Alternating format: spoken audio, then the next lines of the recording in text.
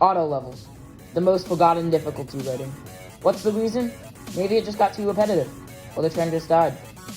You rarely see one getting rated nowadays. If you don't know what an auto is, it's an automatic level that creates itself, basically. So an auto should be the easiest difficulty, and you can't have a hardest auto, right? Well, that may not be the case. In this video, I'm going to show you how I made the world's hardest auto. Flame rates. If you don't know what that is, then I'll fill you in. Basically, flame rates are how many flames show up on the screen per second. Higher flame rates can literally alter the physics of the game, making some levels easier, which is why most top players use higher flame rates.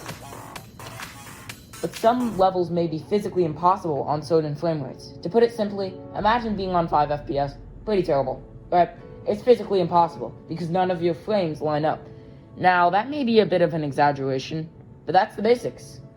So with all this in mind, we can make levels that are only possible on very specific frame rates, down to the decimal. But here's the catch: you don't know what frame rate you need to have.